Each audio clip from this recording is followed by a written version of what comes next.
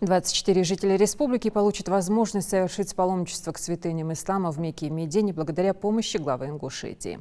Сегодня руководитель субъекта вручил сертификаты на совершение хаджа в этом году родственникам погибших в СВО, а также участников специальной военной операции, родственникам погибших при исполнении сотрудников правоохранительных органов, врачам, преподавателям. Руководитель региона выразил надежду, что это паломничество принесет счастье, благополучие и исполнение всех заветных желаний.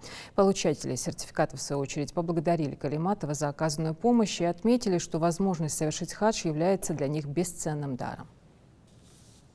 Положительный опыт, чтобы это было все-таки удобно. Все там обговорено. Самое главное,